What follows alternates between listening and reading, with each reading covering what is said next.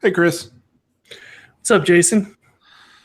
Just figuring out what's going on. That sounds like every day of my life. So, yeah, we are just chatting today. This is the first iteration of a remote Ruby podcast. My name is Jason Charnes. I'm a Ruby dev out of Memphis, Tennessee. And Chris, you want to introduce yourself?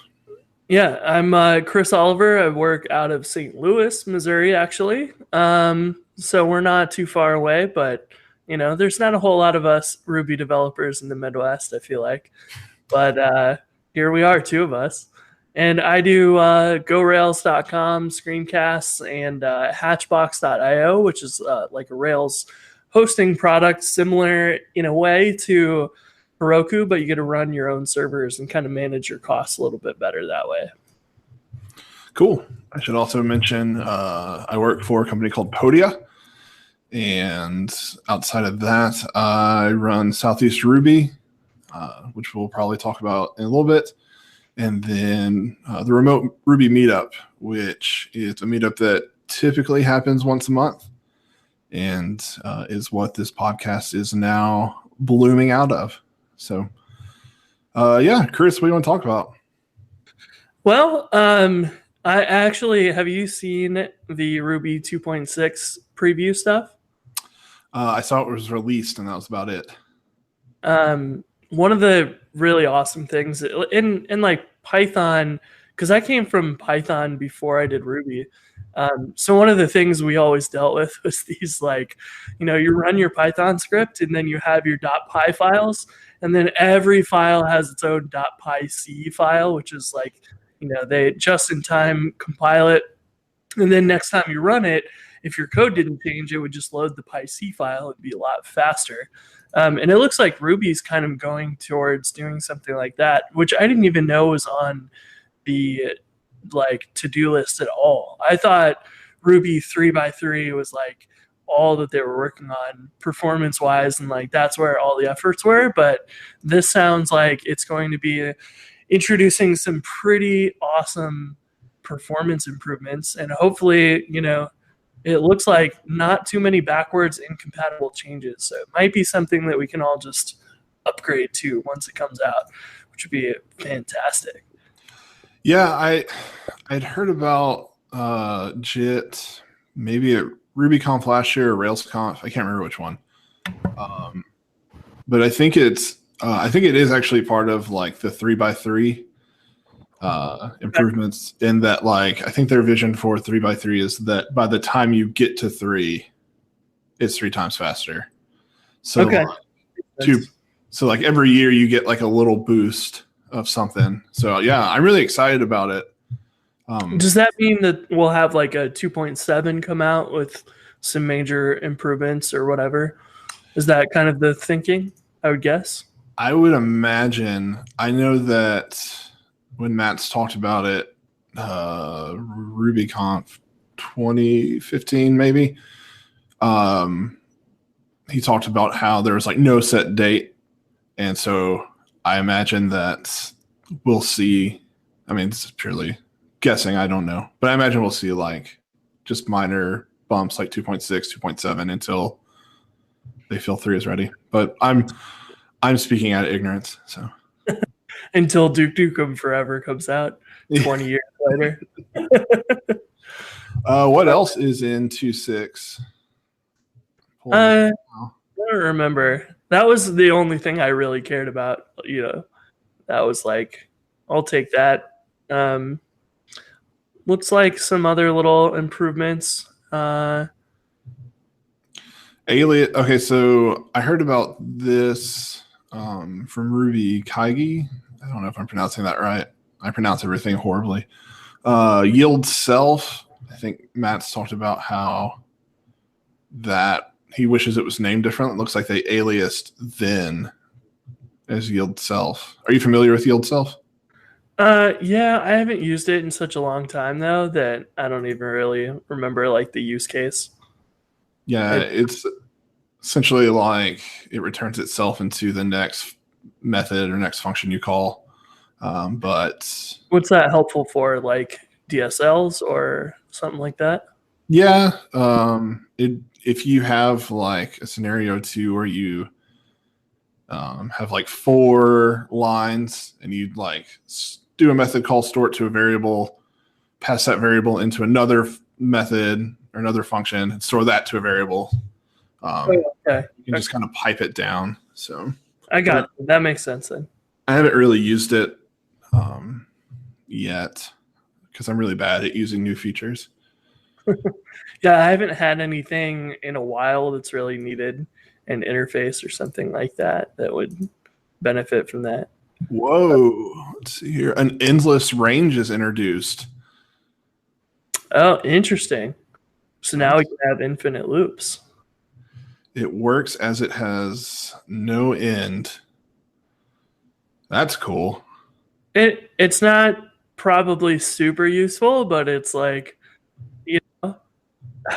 on one hand, I'm kind of like, how likely are you to make a typo and then accidentally add an infinite loop because you didn't type, the end number in there? So I can see why it could be useful, but also I could see like, why wouldn't you just put like an infinite constant or something as the...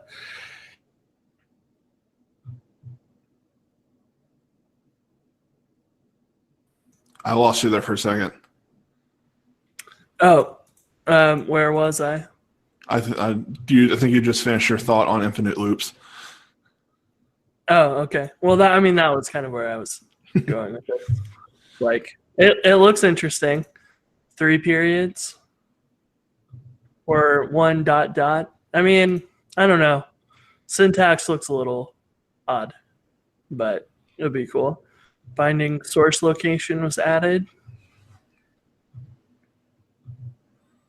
All in all, looks pretty good. It looks like majority of this is internal updates and stuff, so that's good for performance. Yep. Cool. Well, I guess that is something exciting to. I saved something to mess with, but I'll probably not install it until December 25th. Yeah, I was going to say that comes out Christmas, right? I assume so. I would imagine too. That's their tradition, so it would make sense if it ended up then. I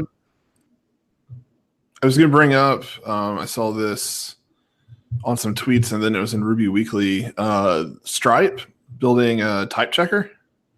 Yeah, and it makes so much sense for a company like Stripe. Like, it's probably hard for them to use Ruby when you're dealing with financial stuff like this, Yeah. Like, if you screw up anything in Stripe, like, that's potentially very, very bad. So you would want to be very careful. So I'm really excited to see this. It's called Sorbet. Yes. And the syntax for it looks pretty nice. Just pulled it up. Yeah, it's not like too much overhead or... You kind of just call it right before a function, the signature or sig method, I guess. Yeah. What defines the signature. And then you just say, I guess you just match you kind of pass in a hash with the variable name and the type on the other side. Looks cool. Yeah, it's fascinating. There are like, I don't know, it's maybe a weak argument, but like there are times when I am defining like methods and functions where I reach for like name parameters because I don't know. I feel like if I end up with like more than 2 or 3 parameters, it's easy to get the order wrong. But in my head, if you can use something like name parameters or keyword arguments, that's what I'm looking for.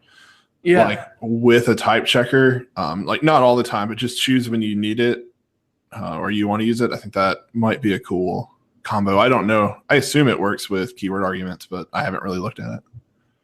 I believe so. I think you just kind of define which argument and put that as the name. And so that would work with keyword or any other arguments because they all have a name.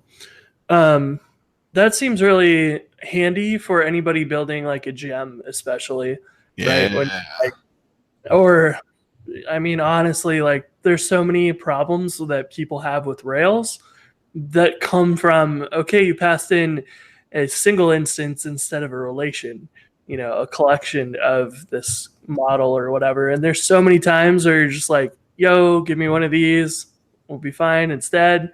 And if you could enforce that lightly or whatever on the edge of your gem, so that when someone pulls down your pay gem that we both been working on a long time ago that we need to finish, but that would be a great use case of this, where it's like, we don't want to float. And there's a great example there with Stripe. Like, they always use amount in cents, never floats or decimal. Yeah. And so like they should enforce that or whatever. And that would be very, very handy to tell you. And I think this comes to like a point of like great gems and libraries are always they always have really good error checking, and the way to do that is to validate your types and all of that in depth, so that you can say, hey, you gave me 99.10, did you mean 90 or 9910 Right. in cents instead? And then that would be a good place for you to put in like text that's like, hey, we only accept stuff in cents, not in decimals. And you should probably also consider doing that in your application and just visually divide into dollars. That I think is something that's, I guess, just maybe a little bit harder to do in Ruby because we don't have types. Yeah. But and this is optional, right? Like, it doesn't require you to do this for every method. Right. Then I'm pretty sure. Let me pull there. I'd imagine it kind of has to be. Yeah, I'm just going to define another method. Yeah, currently in beta, Stripe engineers can opt in for it. Written in modern C++. So it must be like a C extension or something.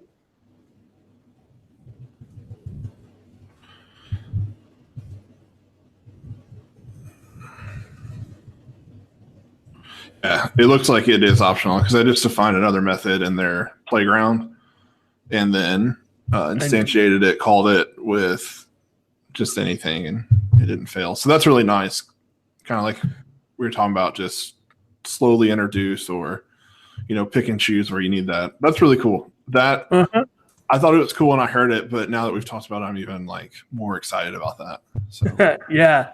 I think there's always that point in Ruby where you're like, okay, some balance of knowing types is important. Like, you have full flexibility. You could give me anything, and if you respond to these methods, it's fine. That's the beauty of Ruby. But when you're building something that is the public can use, like Stripe's API, people are going to do weird stuff, and you're going to have so many exceptions in there and try and be helpful that this makes perfect sense to implement. And then for your internal stuff as well, that's great. Or you think about the size of Stripe as well as a team internally, and so like if you and I are working on something, we can be like, oh yeah, you just got to give me this instead of that type. But with Stripe's team being that large, like, they can't talk to everyone else inside the company, and so you need some level of that anyways, just to keep some sanity on the team. yeah. Do you know how much Ruby they're using? I read somewhere that I think they use some Scala, but I don't know. I know that they used a lot at the beginning. I'm sure that they're using a ton of different things. Sure. I mean, I think it's great they're still using it. So yeah, I mean, it's the same deal as Shopify and GitHub. Like, it is more than fast enough for 90% of use cases. And then when you need something faster, you always have the ability to drop into another language. Like, there's always that option too. So yeah, one of my know if we've talked about this before, but one of the tools that interests me the most is Helix. Have you heard of that? It's a Rust, Yeah.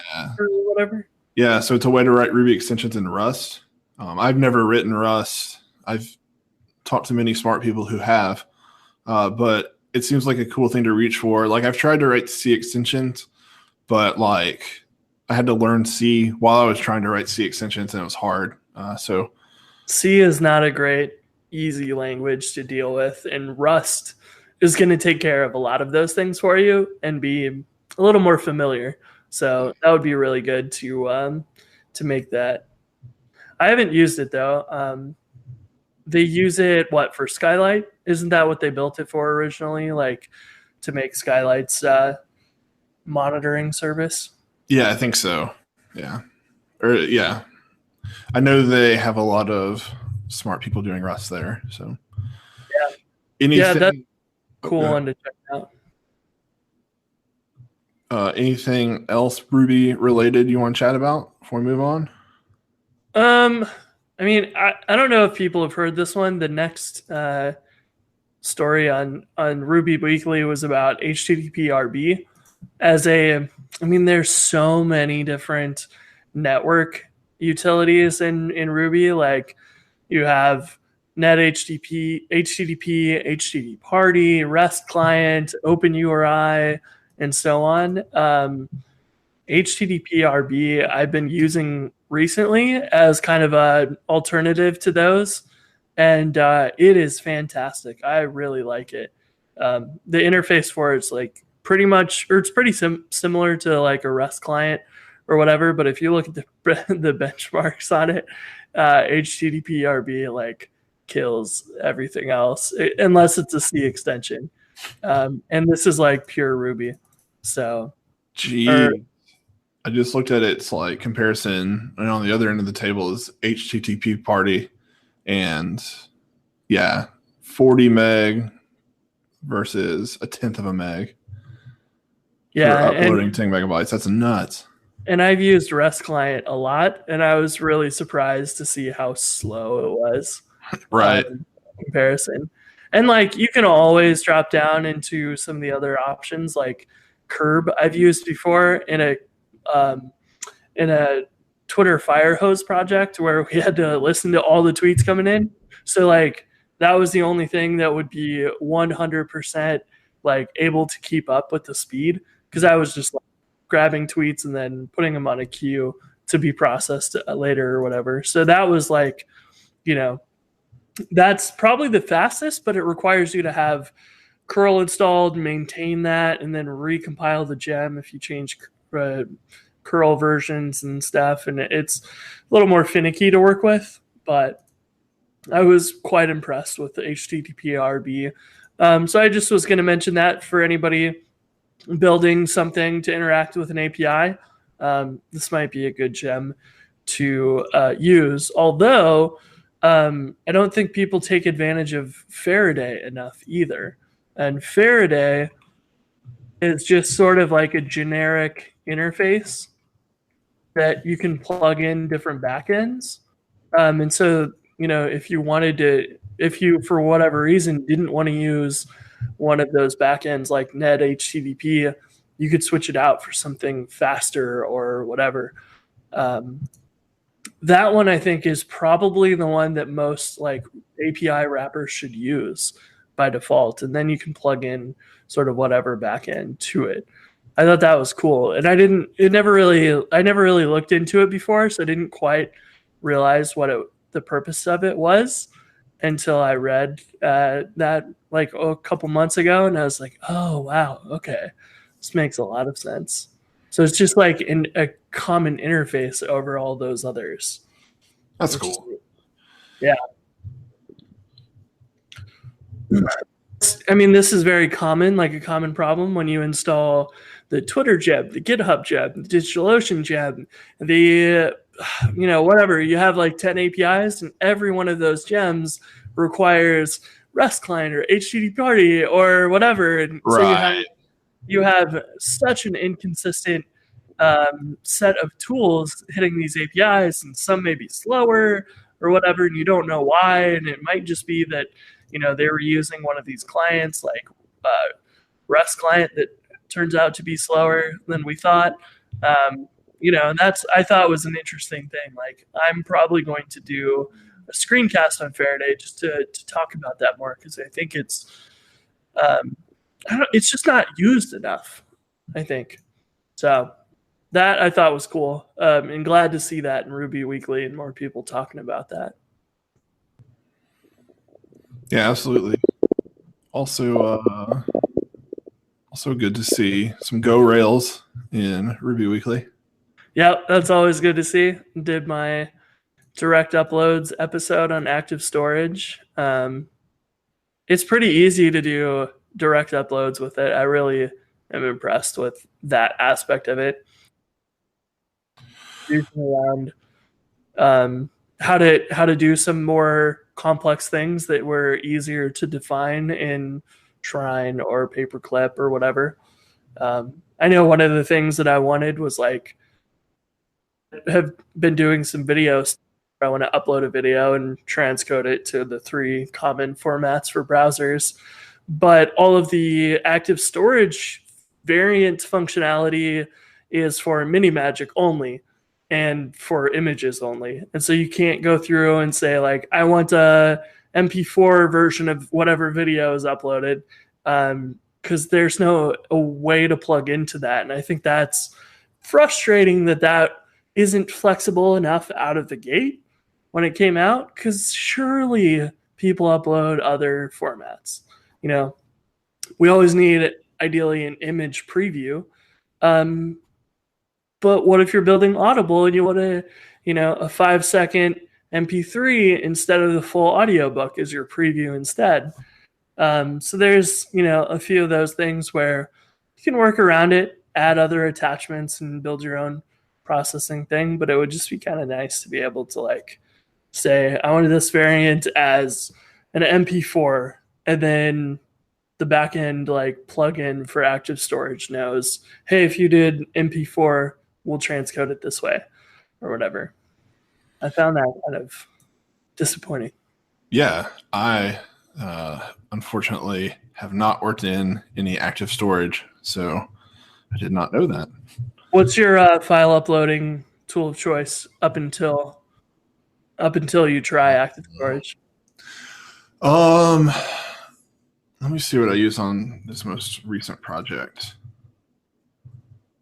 I think the main ones have been Paperclip, Carrier Wave, Refile, and Shrine, for the most part, unless you're using some third party like Cloudinary or whatever.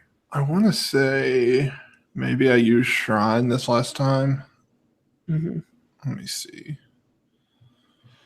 I change my mind every time I work on a project. I'm like, oh, this one sounds good today. Gemfile. Yeah, I've done that, especially with file uploading tools, because they're always changing. Oh, I've totally lied. No, I used active storage in this. Oh, cool. With S3. So I had no favorite before. I don't even remember working on what I work on. So I don't know if you've noticed, but with active storage, because your files are rendered now through Rails, it's way slow for serving anything, which is frustrating. So pretty much, like, the requirement now is that you have a CDN, and that makes sense for something like, for example, let's say, like, you have Basecamp or something like that, where you're uploading files for customers and you know that you're going to need to be on a CDN or whatever, and you have the budget for that. If you don't want to pay for a CDN, it is very slow. Like, all of those requests for every file that you've embedded on the page have to go through your Rails application, get then redirected to S3 or whatever, and then sent back through or whatever. And that's, like, I've been uploading videos to my little app that I've been working on, and it just takes them forever to load. And I was like, what's going on? And then I realized, this is not like Shrine or whatever, where they have just direct access to the file name and they actually just embed the S3 URL on the page. These are like running through Rails every single time, and that's frustrating. Even in production with Puma and stuff, it's slow.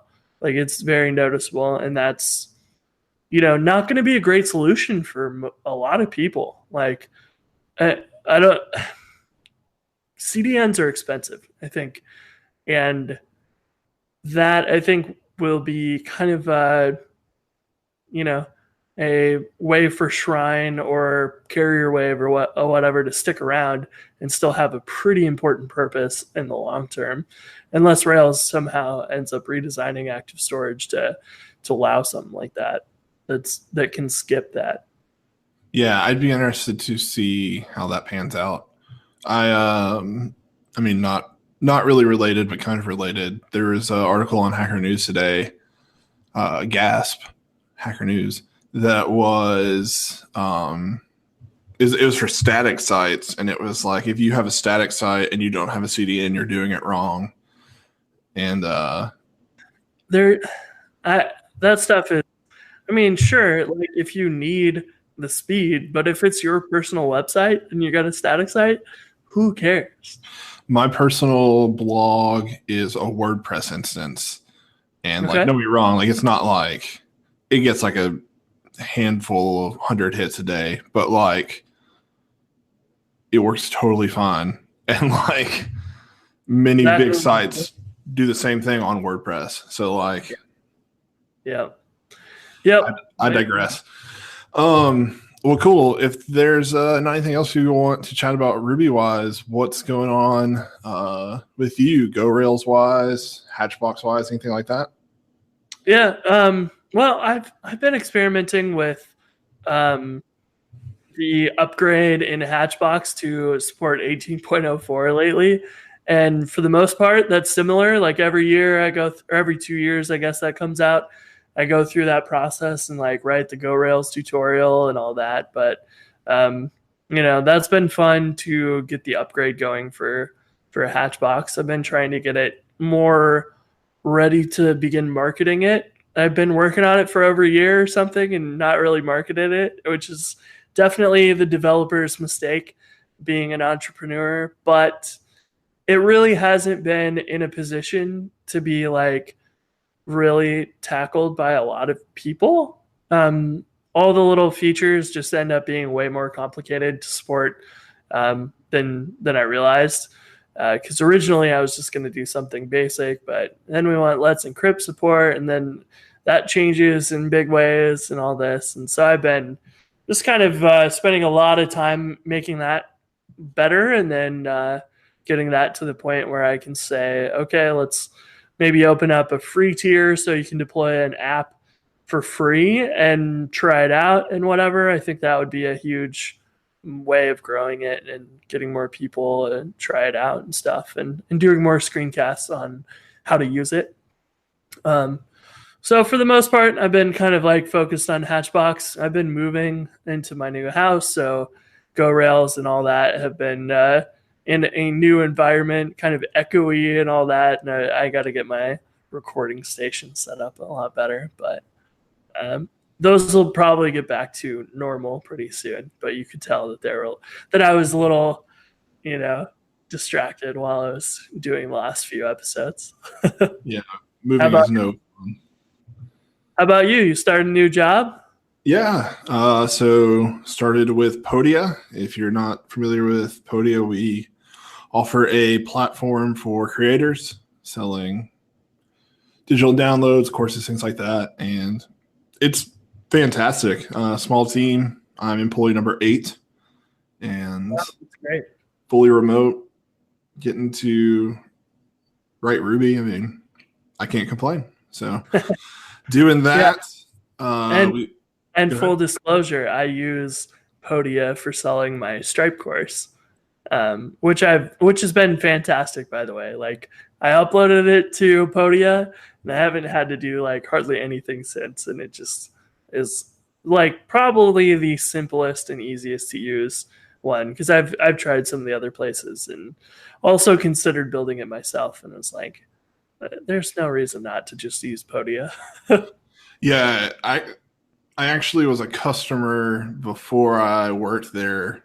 I bought a subscription, never put anything on it, but I was like, I was so wowed by the product, it like made me want to do it. Of course, I never did, but Well, and Mackenzie Child is doing some great design work out there. For yeah, I was there a week, and then we had a team meetup, and I was like, fanboy, like, because I bought McKinsey's design for developers like years ago.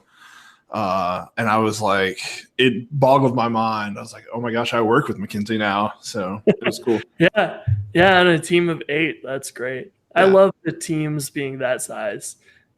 Like everybody's still able to just spend a lot of time with each other. And once you get to like 20 and so on, it gets harder. But at 8, it's just like you can get anybody's attention at any time and be really close to everybody. I think that's really good size. Yeah, there was on the retreat, there was like equal opportunity for me to like get to have like real conversations with everyone. So that was cool. And it really helped that it was the second week being on the job. I got to meet everyone in person. So Yeah, that worked out really nice, I bet. Because when you're working remote, um, it's still great. Like you still get to talk to people on video, but it's just not the same as sitting down and having dinner with somebody or whatever. Like that, there's so much more to it that way. yeah. Yeah, for sure. So that's been cool doing that. Been working on Southeast Ruby. Southeast Ruby. We've got Did you get through all the proposals? Yeah, we went through all the proposals. Hopefully by the time this is in the World Wide Web, everyone will have an email. It was really hard this year. We narrowed it down in our first round to about 25, 30 talks. And that we were like, we want pretty much every one of these to be in the conference, but we only had 11 slots. So, yeah, it was nuts. Like, so me, Ernie Miller, and who's helping me co-organize, and Mike Cochran, who is here in Memphis, we just like hopped on a video chat and like I scheduled like 40 minutes to do it. And like 2 hours later, it was like, all right, I think we're almost done. That's a good problem to have, especially for your second conference. Yeah, it was really cool. And Ernie, I really enjoyed the first one. Like it was so much fun. Yeah, I'm really looking forward to this year. I was a little late in planning, but Ernie suggested while we were on the call, like bringing in. He was like, "Man, it'd be cool if we could have like a junior developer like look at the talks we've selected and like help us pick some like from their experience." And I was like, I know someone. So like we called my buddy Jeremy up and he joined us. So I think it's a pretty good selection. I mean, obviously, I think it's a good selection of talks this year. Audvi's keynoting. Erin Page is keynoting. She is from Nashville, so I'm really excited about that. My friend, we haven't announced it yet, but my friend Nicholas Means is going to be a keynote, and then we have one more that we are going to announce. And so, yeah, I'm really excited about it. It's August 2nd and 3rd in Nashville, Tennessee. Technically in Brentwood this year, but southeastruby.com. And if you are a Ruby dev, you don't even have to be from the South to join us. So, yeah, we'll both be there. A bunch of friends. It'll be a good time. It's not the same location this time, right? It's at Ramsey Solutions Conference Center. So Dave Ramsey's team is like mostly Ruby now. So they've got, I know they have like some Java and some React, but they like really went in Ruby. And so they're big supporters of like the local Nashville Ruby users group. And they came in kind of as a sponsor kind of last minute last year and were just fantastic. And then this year they offered up their conference center, and it's a lot bigger and a lot nicer really, even though where we were last year. So I'm really excited about that. Sweet. Do you think we'll have more attendees this time? What was last year? Like 100 or something? Last year was about 100. I hope to do at least like 150. 200 What's would the like be my goal, but what's the capacity or whatever? it's huge. We could probably fit like, I don't know. I'm just spitballing here. We could probably fit like 500 people in there if we wanted to. So Dang, that'd be Yeah. great. yeah. So 2019, 500. That'd be great. Sounds Yeah. like it'll be a good place. Yeah, I'm excited about that. It was a little bit cramped last time. It was Yeah. cramped and parking was bad, and like the venue was so cool if we had like 50 people there. Yeah, yeah. How hard has your conference organizing been? Like you'd never done anything like that before last time, right? Right. This time has been a lot easier because a lot of people have just like volunteered to help with like planning and stuff. So Ernie Miller he was a keynote speaker last year. He's helping me co-organize this year. And people at Ramsey Solutions have been fantastic. So like they're not like just like we're going to sponsor, like here's our list of demands. It's like we want to sponsor, and here's all the people that we have that can like help. And so Wow. yeah, that's been really cool. So they've been fantastic. And then Erin Page, who's one of our keynote speakers, she is like going to put out a call for volunteers like in Nashville Ruby. So yeah, I mean like, and then this year my wife is helping me with like a lot of more logistical things. So really I'm like, I don't even know what I'm doing. So You just got to be the MC now. yeah, it's fun. It's cool. That's great. Yeah, I'm really excited. I'm glad that we get to do it again. So Yeah, me too. I had a blast at that one. And I always like the conferences that are smaller because we get to spend more time with people and, chat with, you could shake DHH's hand, but you can't like really sit down and have a 20-minute conversation with them or whatever, just because the conference is so big and all of that. that happened. Smaller, I like that. Yeah. I was talking to DHH and there was like a line of people behind me. So I'm like, okay, what's the one thing we can talk about for like 10 seconds? So I'm not like a complete a-hole to everyone else. Right. So, Yeah, that's what I enjoyed about the smaller conferences every time. So yeah. So doing that, and then finally gonna try and make that React course for Rails I've been talking about doing forever. So there's a lot of people that use React, even though I'm a diehard Vue.js fan.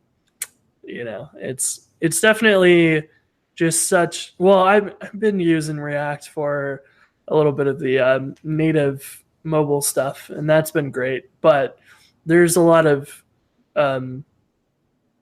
things to learn with React as opposed to. I mean, I picked up Vue and was like, I know jQuery well, and that's pretty much all I needed to know to get into Vue, and sort of the same concepts of, you pass in props and there's internal state and that's about it. And it takes care of rendering for you.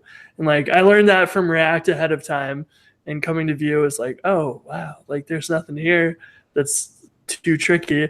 But I will be, curious to learn more about React stuff from you in your course, because there is no equivalent of React Native for Vue.js that's let's say up to par. It's bad.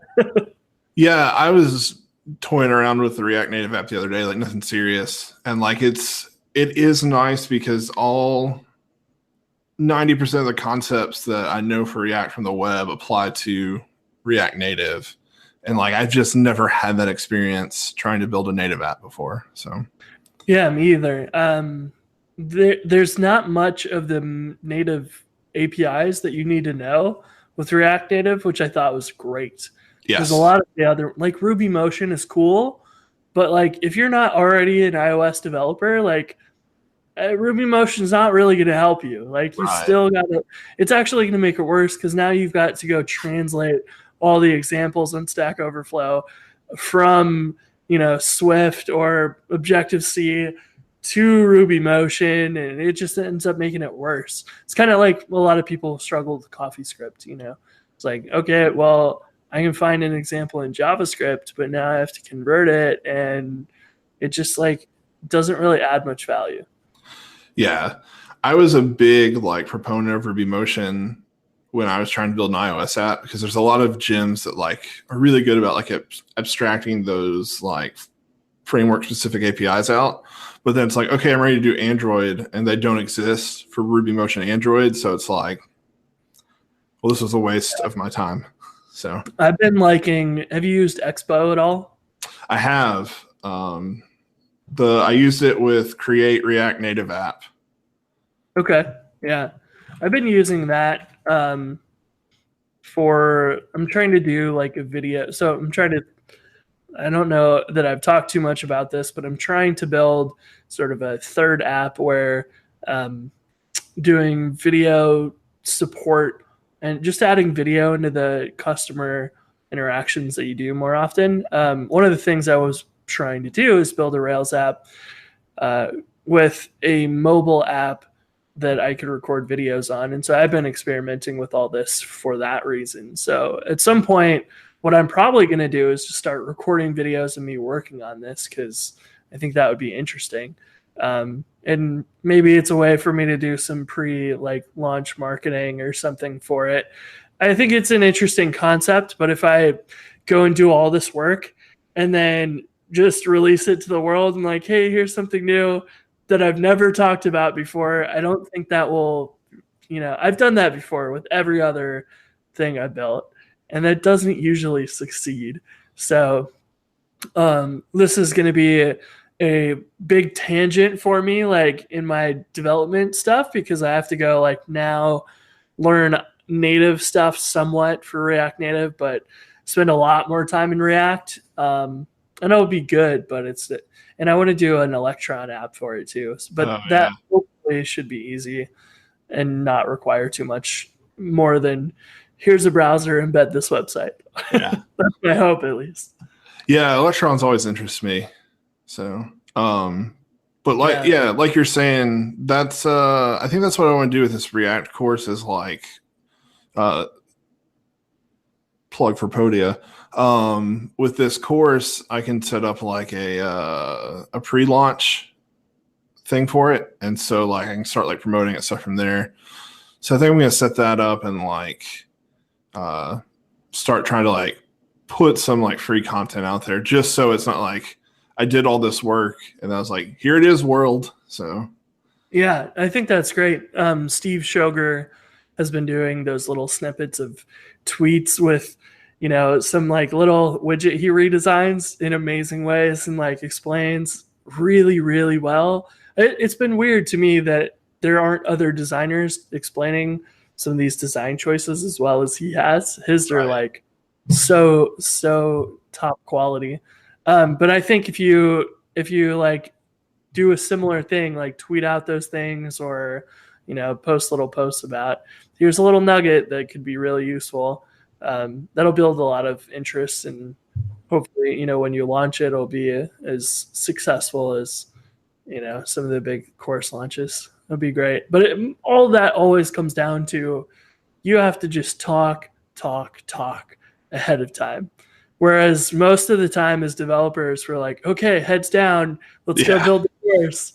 And like, it's so backwards because really, if you want to be successful with it, you just got to just talk about what you're doing as much as you possibly can, which seems counterintuitive because you're like, well, I want to sell the course. Right. It's for free. And truth is, like, you have to give away like 90% of it. And then your course is that 10% that's really well done. Yeah. So it's kind of, my thought for it right now is it's kind of a course and then there's a like mini course intro, because I know when I started React, like as a Rails developer, I didn't know a lot about ES6.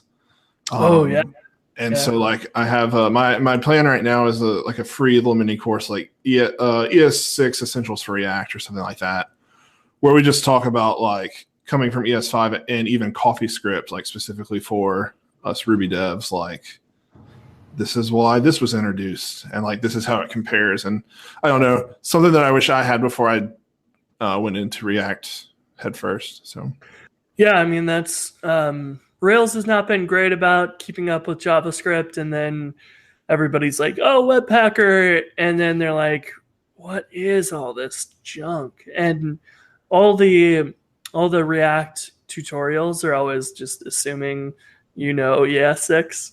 You're like, oh, did you know you could do classes now, and you can do like this syntax, and you're like, but it doesn't work in the asset pipeline. You're like, well, it turns out like you got to have these 400 node modules to convert it with Babel and other things to work in your browser.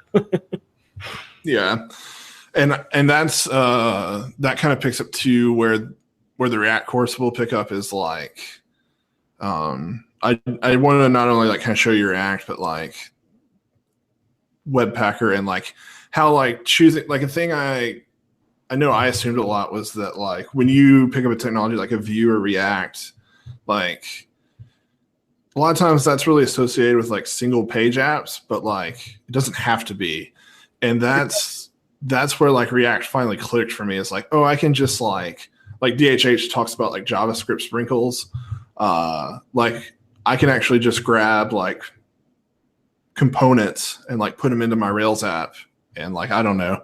So that's kind of the angle I want to like teach this course from. But I like that. Yeah. That's where I ended up getting interested in all this, because I like Hatchbox, for example, has like a form which I really needed to sign yourself on. But you go through and you choose where you want your servers to live on DigitalOcean, Linode, whatever. And then you have to choose which account you want to use, which region you want to use, how many servers do you want, which servers has which responsibilities, how big are those servers? Like this form was such a complicated thing that it still is just like a nightmare to like go and work on. Cause like I need to go, and I haven't finished this yet, the editing of that form, because there's also a bunch of these restrictions too. Like I don't want you to really change which server is your database server, because then I got to migrate your database to another box. Right. And I might screw that up. And so I want you to do that. These are like a few things where Hatchbox doesn't necessarily help you. And those are things where it's like, look, if your database is on that server, that's fine. Just leave it and like let it grow or whatever. Like don't worry about moving that somewhere else. Or like if you change your load balancer to another server, we got to put your SSL certificates or like redo all that. Do we reset it? How does that all work? And so there's a lot of those little things that I was like, oh boy, like creating a cluster is one big massive problem, and then editing one is also another nasty problem. So I like launched it without much editing at all. So I've got to still get back into fixing that. But that was one where I was like, Vue.js, like this will be perfect, because if I tried to hide all this with like a Cocoon style form, it just is not going to be as interactive as I need it to be, because I need these drop downs to depend on this one, to depend on that one, to depend on this, and blah, blah, blah. And so it made a lot of sense just to use Vue for the one widget, and that was it. And then it submits a JSON request to the server and redirects you, and that's it. So like, that could have been done in Stimulus maybe, but it would have been rough. And those are the cases where, you reach for React or Vue, and you don't need your entire application to be that way. And they can help you by rendering stuff that Stimulus couldn't, and so that I think was the benefit there for me using that over Stimulus or jQuery or something. And it certainly seems to have done a good job, but boy, that took me a long time to get working, and now it's just super ugly, because I was just like, I need this to work before I need it to be pretty. So yeah, we'll see. Awesome. Well, I went long-winded, but yeah, that's what I'm working on. So Yeah, this is great. Well, let's wrap this one up here because we definitely went on for a long time. And then we'll just do this again like next week. Yeah. So if you enjoyed this or you hated it, whatever, let us know. Yeah, let us know like how long of these you would like to listen to or whatever. Because if it's an hour, cool. Like, or if it's 20 minutes, great. And we'll just set a timer and like we'll have a consistent time that we can do going forward.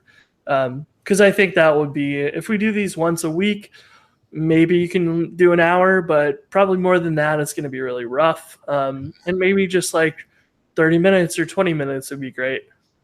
So whatever you guys are interested in, I'd be really curious to hear, format wise and all that. So yeah, I'm also curious to hear like if there's anything that you want us to talk about.